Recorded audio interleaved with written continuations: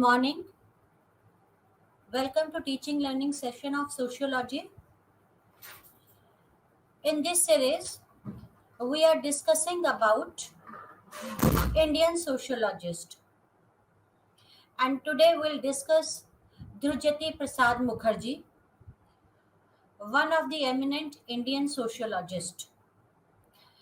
Drujyoti Prasad Mukherjee or DP Mukherjee was a Marxist who analyzed Indian history in terms of dialectical process.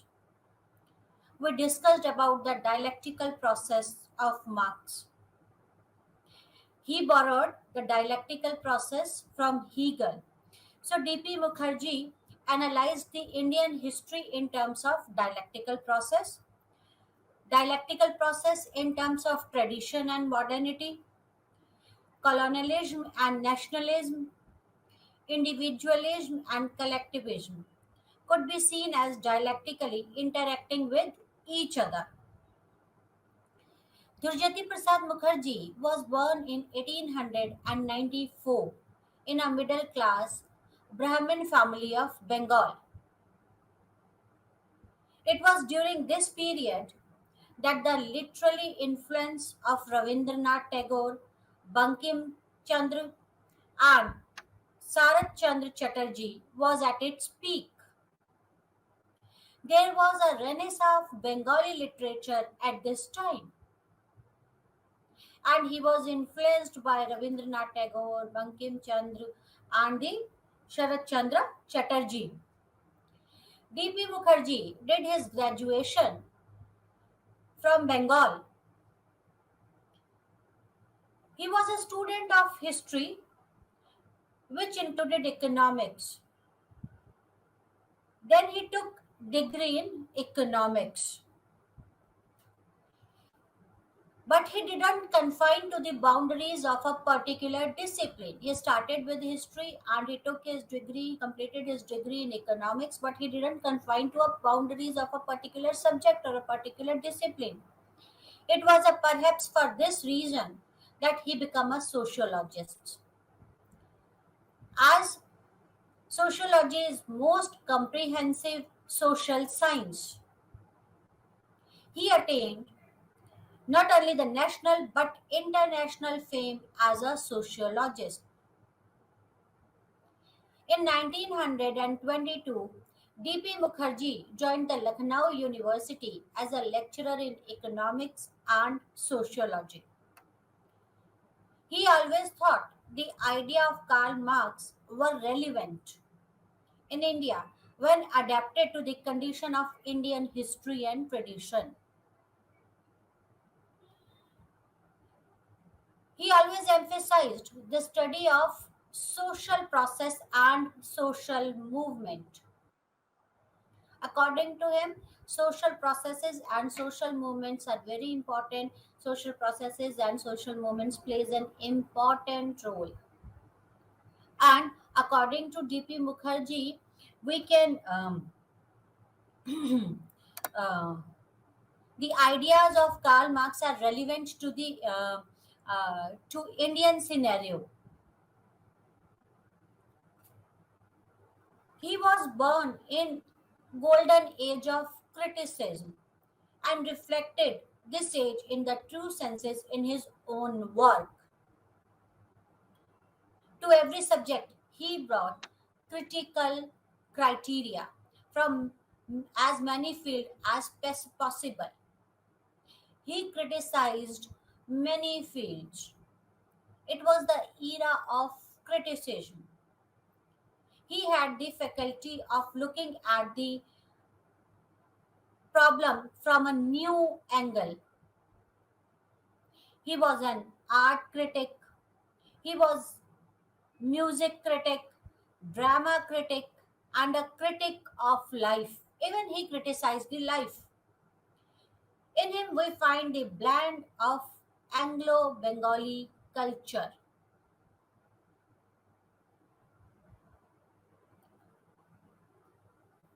D.P. Mukherjee was a man of aesthetic sensibilities and he became the director of information when the Congress assumed office in UP.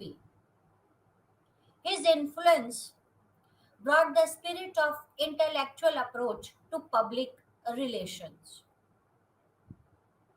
He was the director of information, and because he was the director, so his influence brought the spirit of intellectual approach to the public relations. He was a part of the foundation of Bureau of Economics and Statistics.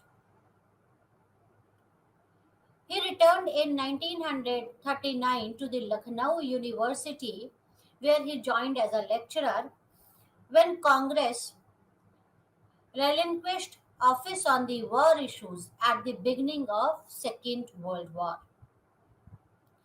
During Second World War, he returned to Lucknow University. In 1947, he was appointed as a member of UP Labour Enquiry Committee. It was in 1951 he was made a professor. It was a bit late, but in 1951 he was made a professor. He was the founder and member of Indian Sociological Association and one of the members of its managing committee and editorial board. So he started the Indian Sociological Association. He also represented the association at International Sociological Association, of which he became the vice president. He wrote several books and articles in diverse fields. After independence, he watched political movement with great interest, but was not a politician in any sense. He had interest in politics, but he was not directly involved in politics. Let us discuss about the central ideas of D.P. Mukherjee. According to D.P. Mukherjee, as I told you, he was a Marxist, and this helped one to understand the historical development, but it could not offer satisfactory solution to the human problems. He was influenced by the Marx, but according to him, a Marxism helped one to understand the historical development. You can understand the historical development, but you could not, but this could not offer the satisfactory solutions to the human problem.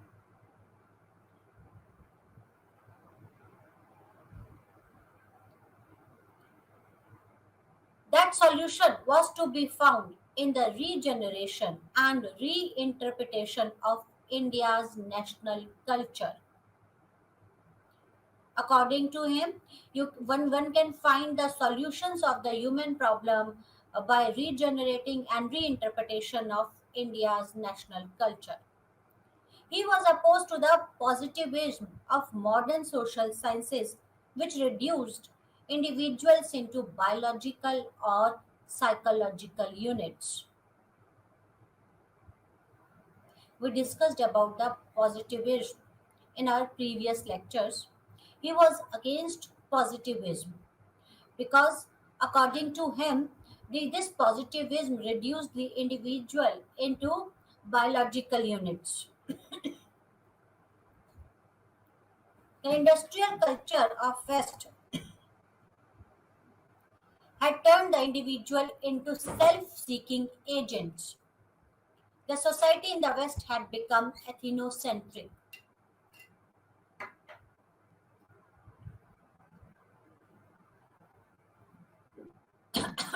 According to D.P. Mukherjee, that by emphasizing individuation means a recognition of the roles and the rights of individual. Positivism had uprooted the social anchors of humanity. It has uprooted the social anchor of humanity, and this impacted the bonding between associations of various institutions. Role of traditions in Indian society. This is one of the central idea of D.P. Mukherjee, role of tradition in Indian society. The individuals drew their nourishment from the tradition. According to D.P. Mukherjee, traditions are very important, and it this tradition nourishes the individuals. They did not lose a sense of purpose or direction, but tradition often become a dead weight as in India. But at times, according to Mukherjee, these tradition becomes a dead weight.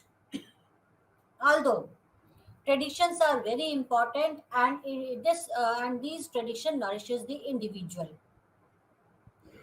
How these traditions become the dead weight because the people made fetish of it.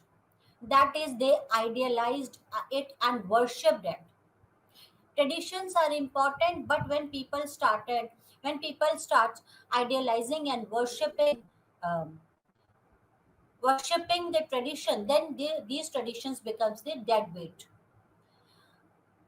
Cultural stagnation was bound to result on account of people's uncritical attitude towards it. Because people don't criticize the culture, so this results in the cultural stagnation. It is very, according to D.P. Mukherjee, it is important to criticize everything, even culture, even life.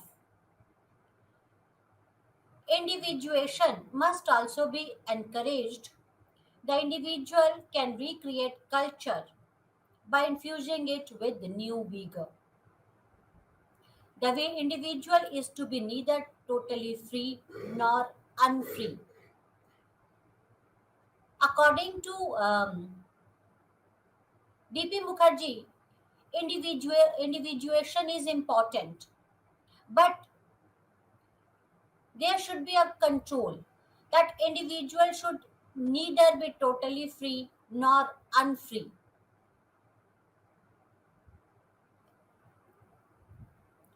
For the evolution of healthy personality, there must be a balance between individuation and association.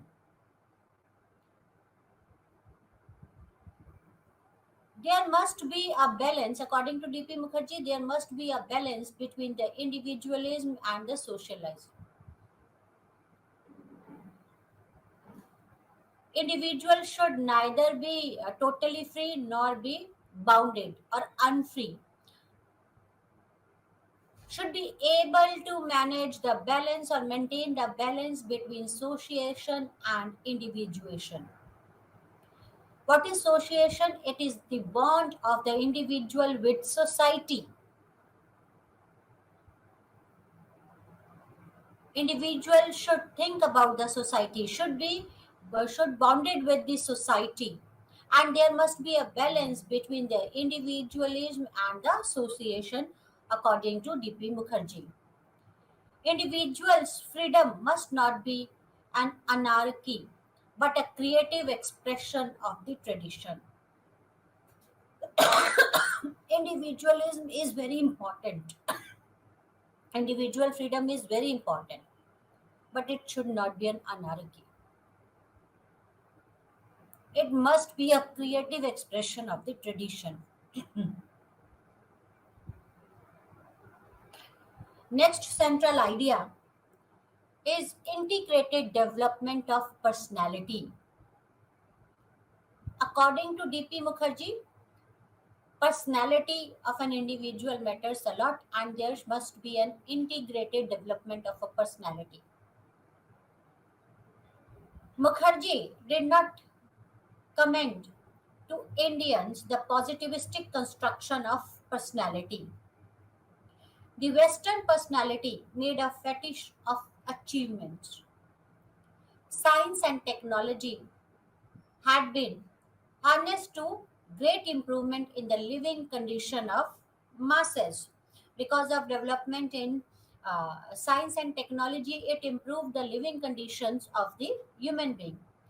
The capacity of human being to control nature and use it to their advantage are notable achievement of the modern age. The Western approach could not lead to an integrated development. According to him, the positivistic approach of West and science and technological development, and because of the development of science and technology, the human being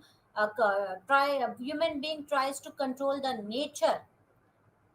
Although it could be a notable achievement, but this approach of this Western approach could not lead to an integrated development.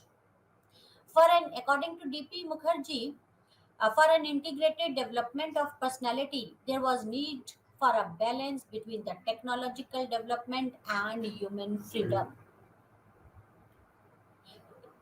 Technology, there must be a technological development. Technological development is required, but there must be a balance between the human freedom. Human freedom is even important.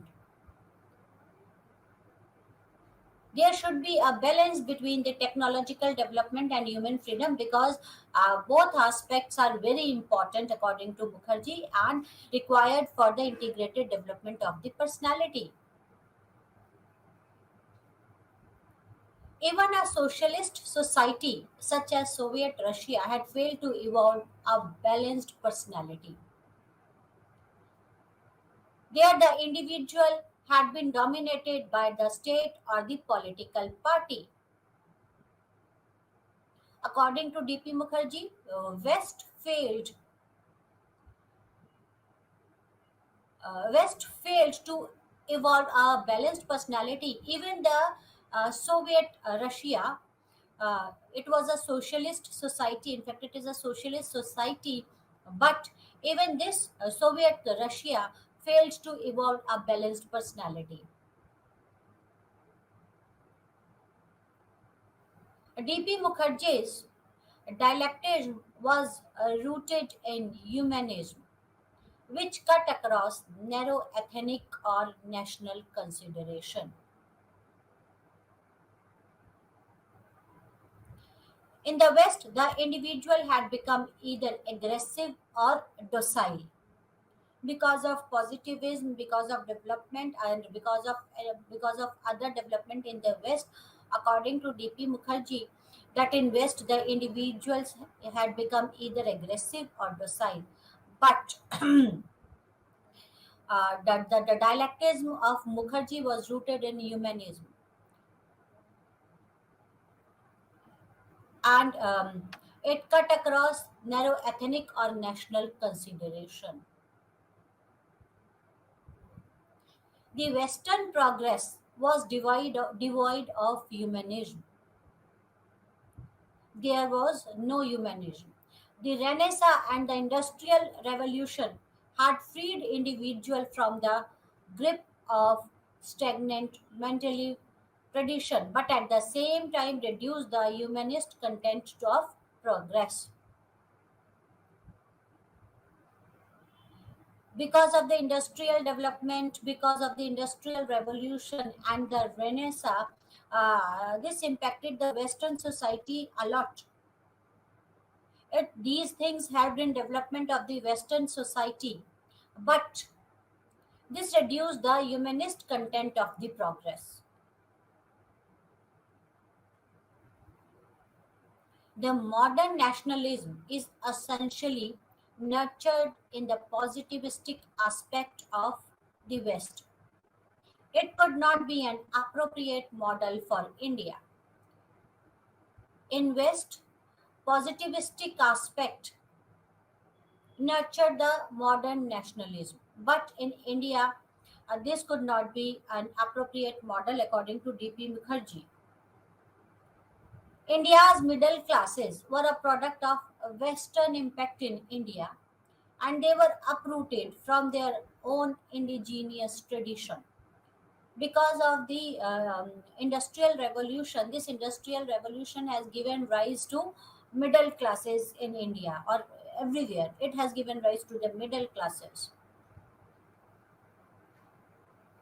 And according to D.P. Mukherjee, this India's middle class uh, is a product of Western impact on India, and they were uprooted from their own indigenous traditions.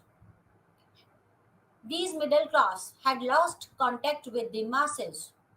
India could become modern nation if the middle class re-established their links with the masses. Only then the genuine development was possible according to D.P. Mukherjee.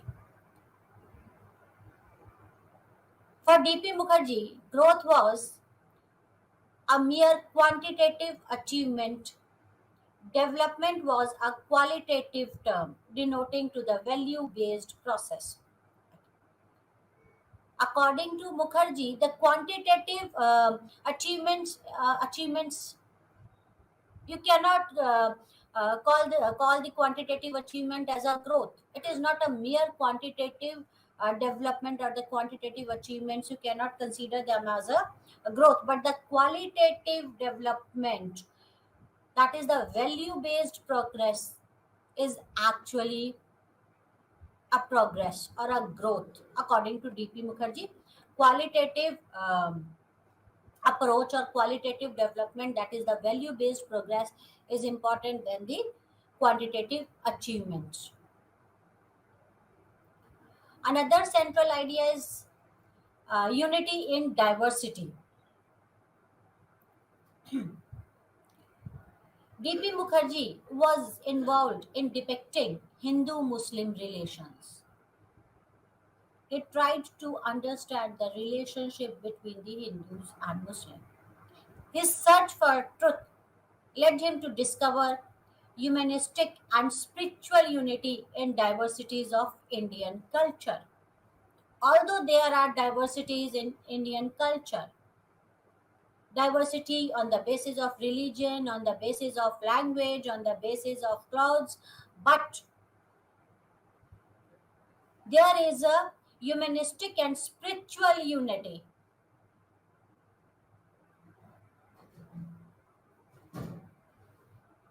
He was examining many of the areas within the broad framework of Hindu Muslim interaction. There were three areas of interaction which were worthy of note. He tried to understand the Hindu Muslim relationship, and in this area, he examined many of the areas, and especially the three areas is political. The Islamic king ruled over the Hindu subject from 11th to 17th century AD in North India. At the same time, there were established alliances between the Muslim rulers and the Hindu rajas. In North India, from 17th from 11th to 17th century, these Islamic kings ruled North India especially, but again there was alliances between the Muslim rulers and the Hindu rajas. There was a sense of partnership between the Muslim rulers and the Hindu subjects.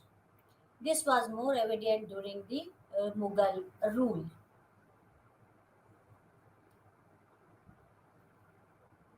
Second is economic relation. Political relation, he analyzed the political relation, that there is a relationship between the Hindu Rajas and the Muslim ruler, and there is a relationship between the Muslim rulers and the Hindu subjects. Second aspect is the economic relations. During the Islamic rule, while the Jagirdars were Muslims, most of the Zamindars were Hindus. These two groups shared many interests in common. During Islamic rule, there were the Jagirdars and the Zamindars. Jagirdars were Muslims and Zamindars were Hindus, and they share the common interest. Their interests were common. Thus, together, these two classes formed an alliance. So, economically, there is an alliance between Hindu and Muslims. Culturally, then third is he tried to find out the relationship between Hindu and Muslim on the basis of culture. In literature, music, costumes, cultivation of fine arts, there were a reciprocal influences. Both Sufism and Bhaktism in the north encouraged mutual interactions. However, the Muslims and Hindus differed in their worldview. So he tried to analyze the relationship in three aspects: in political aspect, economical aspect, and the cultural aspect. Politically, if I, according to D.P. Mukherjee, there is a relationship between Hindu and Muslims. Politically, then economically, this Jagirdar and Zamindar, there is a relationship economically between Hindus and the Muslim, and culturally, even culturally, there is a relationship because both Sufism and the Bhaktism, there is a mutual interaction between the Sufism and the Bhaktism. D.P. Mukherjee, as an economist, he was an economist. His approach to economics was, however, distinct from that of the other economists. He viewed economic development in India in terms of historical and cultural specificities. So, according to him, culture and history plays an important role in development in economic development of India. The economic forces in India were influenced by the social values. And during ancient times, the king and the member of royal court didn't own the lands. How they are influenced by the social values? See, in the ancient times, the kings and the members of royal court didn't own the lands. They don't own the lands, but the tiller of the land had to give a portion of their produce to the treasury as a tax or a revenue in return for the royal protection. Because royals or the kings didn't own the lands, they provide protection to the tillers, and in return the tillers give them the portion of their produce, right, as a tax or a revenue. The ownership of the land was mainly vested in the village councils. Village councils were actually the owners of the land. During the heyday of Buddhism, the Sangha often managed extensive land which were granted to them by kings. Although the individual monks, that is the bhikshuk, could not possess or own property, the Sangha owned the properties. Either the village council owned the properties or the Sanghas owned the properties, and these properties are given to the Sanghas by the kings. Individual bhikshuk could not own the uh, land. Just as village lands were controlled by the kin and the caste group, which were internally autonomous, even trade and banking in India were managed by the kinship and caste network in pre modern times.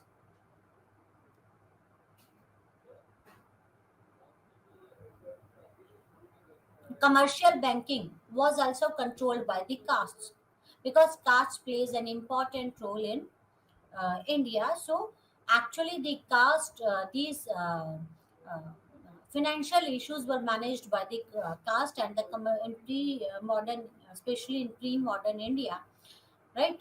And the commercial banking were also controlled by the caste. They were important money. There were important money lending Hindu families on the west coast, whose influence was widespread, especially during Mughal rules.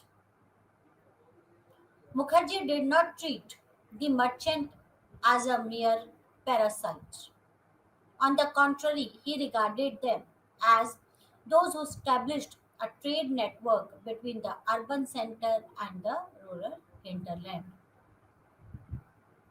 So, according to DP Mukherjee, merchants were very important. They played a very important role because they established a trade between the urban center and the rural hinterland. But during the colonial rules, they began exploiting as they shed their earlier cultural constraint. With the development of the colonial rule, or when the British entered in India, or during the colonial rule of the British era, these money lenders and all others shed their earlier cultural constraint, and the British rule in India brought about a widespread changes in Indian economy. Before British era, these there were money lenders who controls the commercial banks, as well as who used to lend the money to other people, right? But in British era, there were the widespread changes in the Indian economy. The urban industrial economy introduced by the British set aside not only the older institutional networks but also the traditional classes.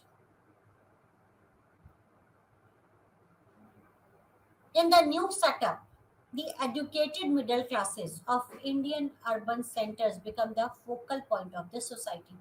Rather than those money lenders, the middle class, the educated middle class, became the focal point of the society. These middle class were dominated by the Western lifestyle and thinking. The future of India would be secure if the middle classes reached out to the masses and established an active partnership with them in nation building. According to uh, DP Mukherjee, it is very important that there must be a relationship of the middle classes and the masses. Then only India could develop and could be secure, because middle class is very much was very much or is very much influenced by the Western culture. Now we discussed about the warrior Albin. Warrior Albin, warrior Albin was a self-made anthropologist born in 1902, and he was a public intellectual come reformer of his time. An ethnically grounded and committed institution builder, iconoclast, who could translate the real voices of the tribal communities to both the academic and administrative discourses in post independent India. He played a very important role. He studied about the various tribes, and he translated the real voices of these tribes or the tribal communities, both in academics and in administrative discourse. He played a very important role in development of tribes. He was not an Indian, but he took an Indian citizenship. Alvin made a forest in India his home and treated tribal communities of those habitat like his own kin. He studied the tribes, various tribes of India, and he settled in Indian forest. Actually, he settled with those tribes and tried to understand their tradition, their culture, and he tried to study them. He tried to internalize their customs and the cultures. He occupied Alvin occupied administrative and official positions pertaining to the development of tribal communities distributed in the different parts of India and actively contributed to the process of nation building.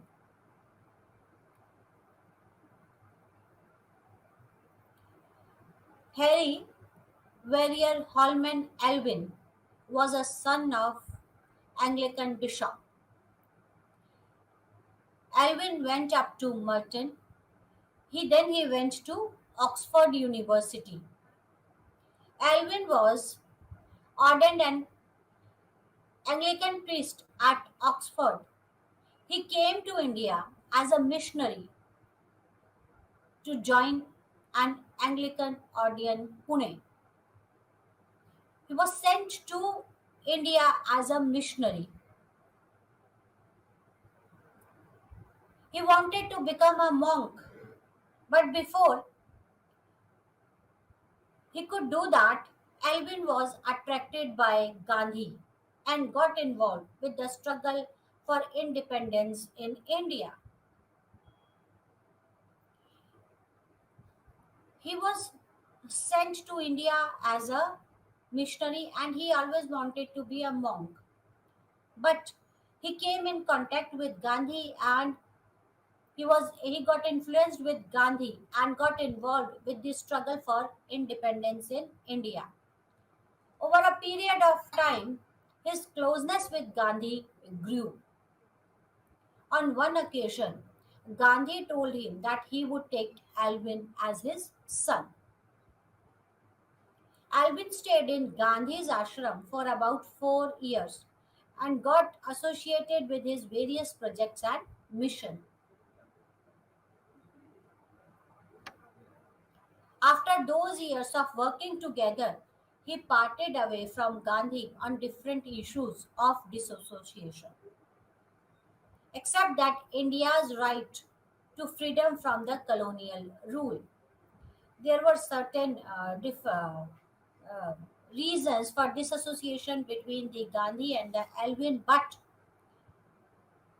he was his view was that that India has a right to freedom from the colonial rule. Alvin claims that the contact with Gandhi wedded me to India.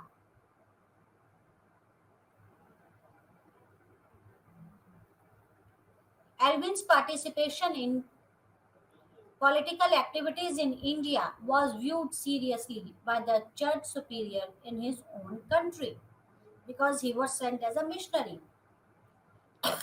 In India, he participated in he came in contact with Gandhiji and participated in Indian independence movement. And this resulted that the government official refused to allow him to return to India. But finally, the permission was granted to him, but in the condition that he would keep himself away from the political activities in India.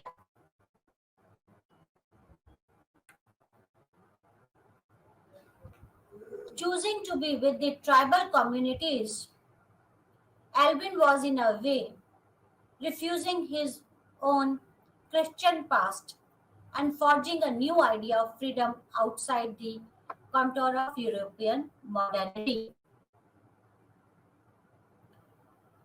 As there was a condition that there was a condition that Alvin will not participate in movement in Indian political movement. So he started working for the tribal communities,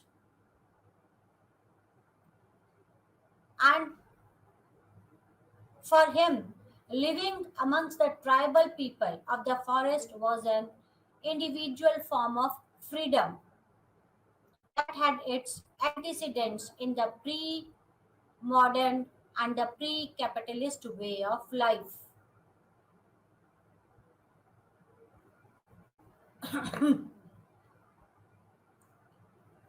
As resolved to make his home among the Gond tribe in 1932, Alvin moved with his friend Shamrao Hevale to remote village in the forest of Mandala, district of Central Province. He lived with the Gond tribe, and he decided to be with Gond tribe in 1932, and for this he uh, moved to a village in Mandala. This was a deciding moment and a crucial turn in his career, where he started seeking fuller immersion in the pain and suffering, the poverty of the most marginalized people in the forest.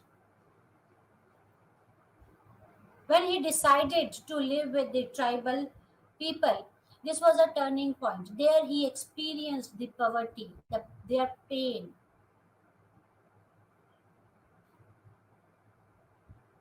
He had spent around 20 years in central India as a one man army and fully committed pressure group for the rights of tribal people. He fought for the rights of tribal people. In January 1954, Alvin took Indian citizenship. In the same year, he was appointed as an anthropological advisor to the Indian government with special administrative responsibility to work on the hill tribes of the northeast frontier. In 1954, he took Indian citizenship. He was not an Indian. He was sent to the India by the Britisher as a missionary, and he, after coming to the India, he participated in the political movement. Then he started working for the rights of the tribal people, and in 1954 Elvin took the Indian citizenship, and in 1954 he was appointed as an anthropological advisor to the Indian government, and he had given the special administrative responsibility to work on the hill tribes. Elvin passed away in February 1964, a greatly esteemed public anthropology in his adopted land, that is in India. He received the most prestigious Padma Bhushan and the numerous other medals and awards. Central ideas of Alvin. Warrior Alvin is known for his extensive study of tribals. He extensively studied about the tribal communities. Some of his main writings are focused on the tribal life and their identity. His approach and method of research have inspired many anthropologists and sociologists. The first central idea is cultural autonomy of tribals. In 1932, Alvin moved away from politics towards the social work and anthropology after he went to live among the Gonds. He married to a Gond girl in 1940, but they divorced each other in 1949.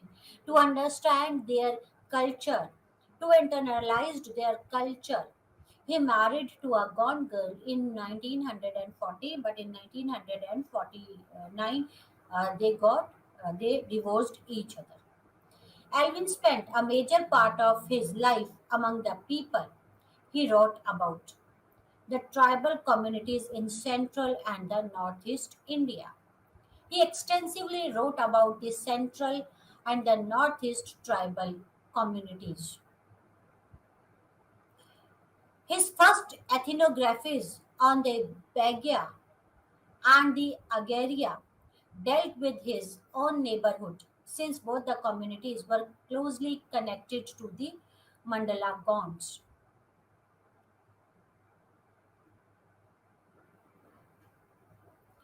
Alvin believed in the cultural autonomy of the tribal life and value system.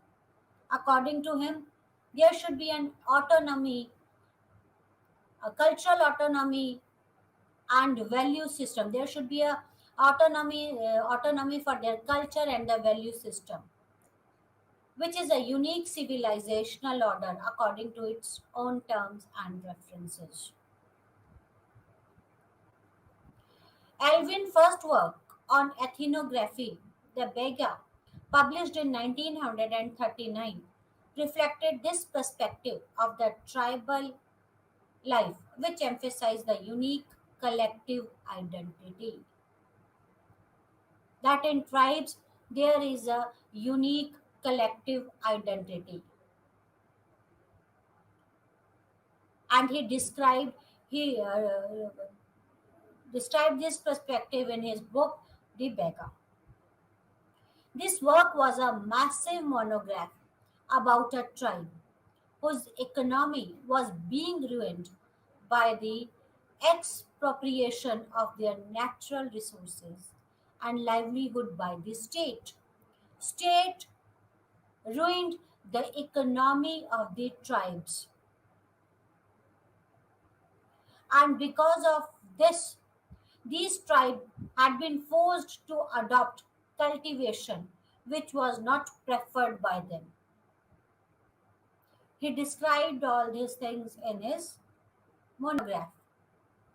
This second central idea is issue of tribal identity.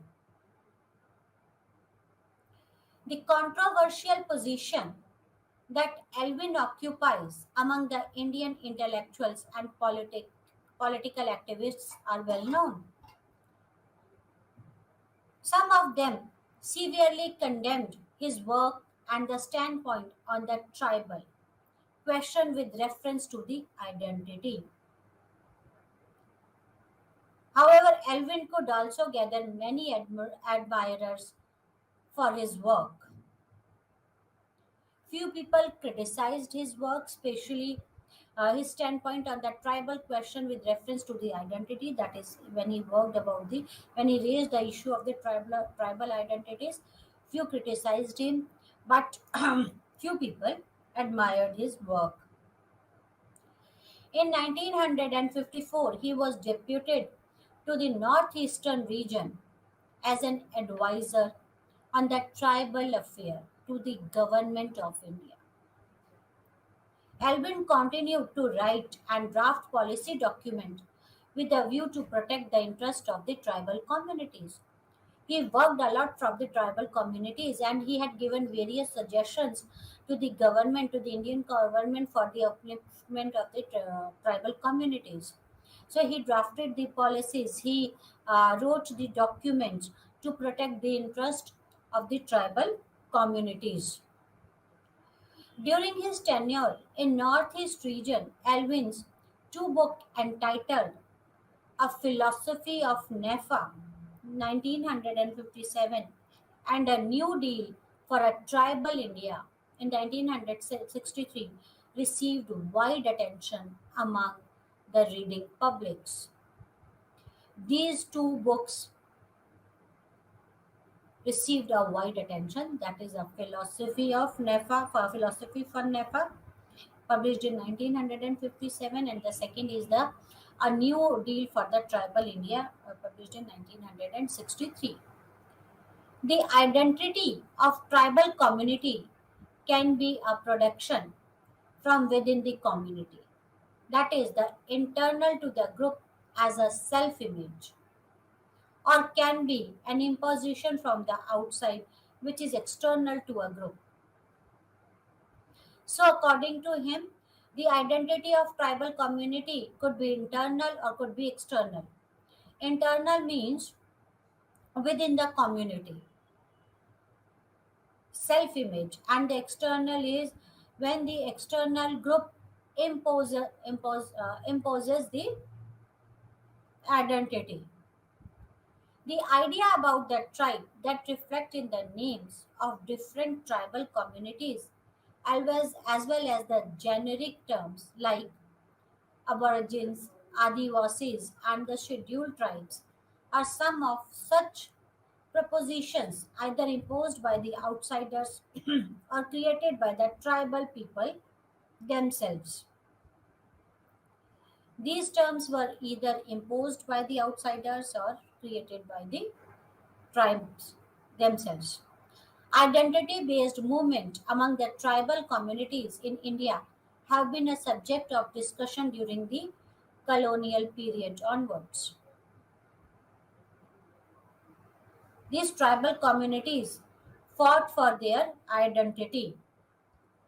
The survey conducted by the Anthropological Survey of India (ANSI) identified a number of movements in central and the eastern India.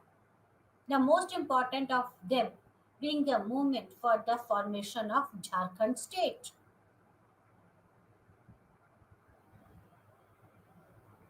There were also social movement among Kurmi and the other tribal communities in Chota Nagpur seeking towards an autonomous tribal status.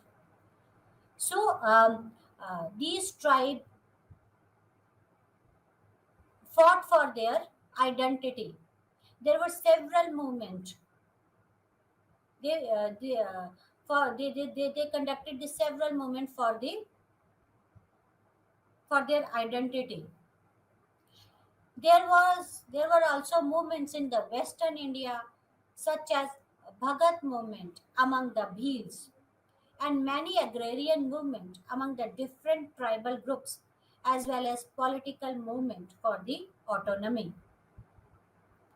According to ASI survey conducted in the tribal belt in the central India, the movement can be categorized into four major streams.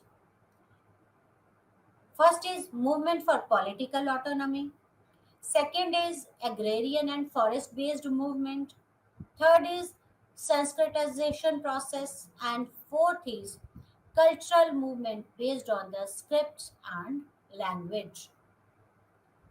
So these movements are based on either on political movement on the basis of political autonomy, agrarian or forest based movement, Sanskritization process, or cultural movement. Movement for the political autonomy, agrarian and forest based movement, cultural movement based on the script and language characterize the different form in which movements can take place. Sanskritization process also had an influence role in shaping the movement in a particular way. Gonds and Bhils raised their demand for establishing a separate state in early 1940s. But these movements were not sustained as an organized effort. At the same period, there was a political upraise in Adilabad in 1941 demanding a Gond Raj. During 1940s, Gonds and Bhils raised the demand for their state, a separate state. We discussed about the Birsa Munda revolt earlier also. Birsa Munda revolt in 1895 to 1901 of Singhbhum and Ranchi was the most popular movement against the merchant, traders, landlords, and the government officer who were responsible for alienating the tribal people from their land on the name of the development.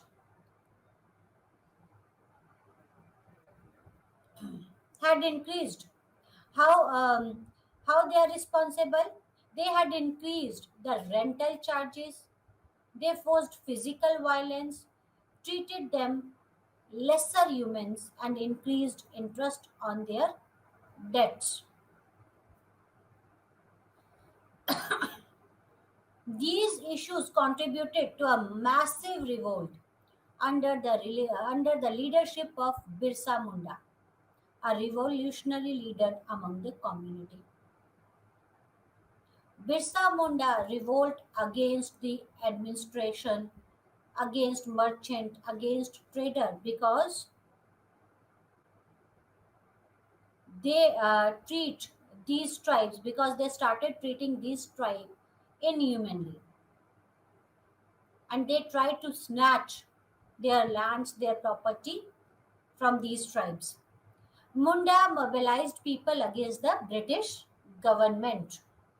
He was determined to fight against the mighty Britishers and could mobilize the people towards the organized movement for their tribal autonomy. However, the movement could not keep its momentum as the Birsa Munda was imprisoned and died in the year 1900. Most of such struggles were intended to address the basic question on the right to land and forest.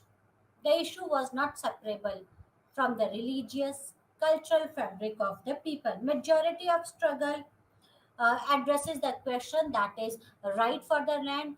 These tribes fought for their rights to land and the forest, and according to them, they own these lands and the forest. And yes, culture and religion also plays an important role in these moments because of the linkage between the economy and the culture.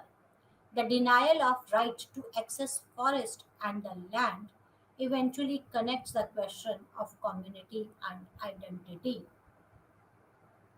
because there is a relationship between the economy and the culture, and the denial of rights to access the forest and land, right? Because the forest and the land is actually very important for these tribes because uh, they cultivate these lands and they earn money. Their economics is based on these lands and the forest. And because of denial of these rights to access the forest and the land, they eventually connects to the question of community and identity. The post-independence period witnessed a different turn in the tribal movement in which question of cultural identity become powerful in certain contexts apart from the issue of land and forest. Before independence, issue of land and forest were more important, but after independence, the question of cultural identity become more important or more powerful than the issues of lands and forest. Tribal communities started mobilizing themselves with the support of civil society, and they started raising the issues of identity, civil and political rights, right? These civil society had the tribal communities, and they started mobilizing themselves for their rights, political rights, civil rights, and for the issue for their identity. Alvin's encounter with the social reformers who wished to bring in prohibition and forbid tribal dances was also a part of controversy, as he was accused of being anti-reformist.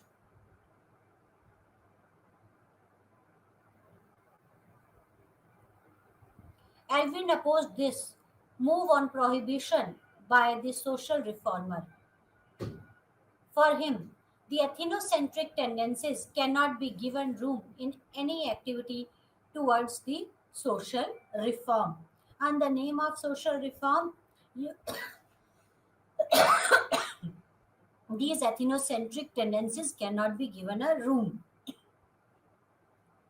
He strongly argued for the preservation and protection of unique cultural reform, which were integral part and the building block of collective lives of the tribal culture. He strongly uh, argued for the preservation and protection of unique cultural form of the tribes because these culture. These are the building blocks of the collective lives of the tribal culture. So he stood with the tribes. He argued for the preservation and protection of unique culture,